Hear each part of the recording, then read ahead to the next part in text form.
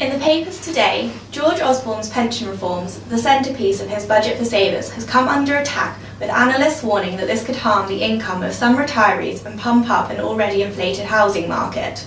The lifting of restrictions has been welcomed by savings pressure groups following anger over low annuity returns, with one minister, Steve Webb, even suggesting that pensioners should be free to spend their savings on a Lamborghini. Webb said it was up to individuals to spend their money on what they liked, as they could then rely on the state pension, a move that has come under criticism from commentators including The Guardian.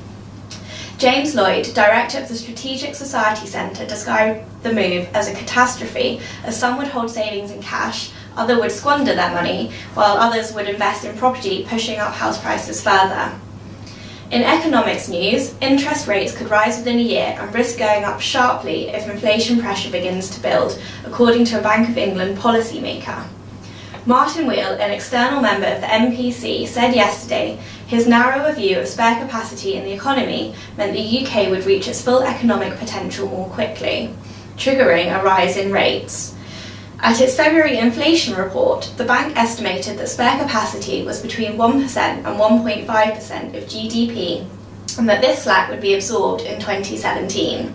However, Mr. Wheel's estimate is lower at 0.9%, which could be absorbed as early as 2016, making interest rates rise sooner and more quickly than market expectations. A separate survey of Britons show that a quarter believe interest rates could rise within the next 6 months. In property news, Anne Ashworth comments that by 2018, house prices could be 30% higher than today, resulting in £18 billion being paid in stamp duty, twice the current amount, and due in part to the budget-saving reforms. Hundreds of thousands of middle-aged and retired people, who are the major beneficiaries of the budget's wide-ranging reforms, are likely to invest their cash in rental homes to secure an income. The FT also argues that the pensions overhaul risks triggering a rush of house buying, pouring fuel on an overheated property market. The prospect of more money spent in the housing market comes as forecasts from the Office for Budget Responsibility showed house prices were expected to rise 8.5% this year and 7.8% next year.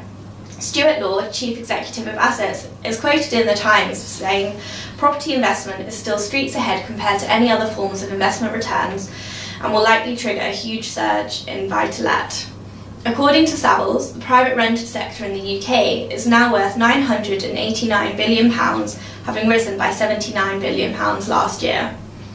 Finally, in recruitment news, giant defence company BAE Systems is the latest in a string of major UK companies to warn about the business risks of Scotland separating from the UK. They have more than 30,000 employees across Britain, including 3,600 in Scotland, and signalled it could move thousands of jobs out of Scotland should the country decide to break away from the UK. This joins other companies such as Standard Life and RBS as supporters of the union. Standard Life had previously said that they would be prepared to move its business south of the border should the Scots vote for independence, while RBS is concerned about how it would affect its credit rating.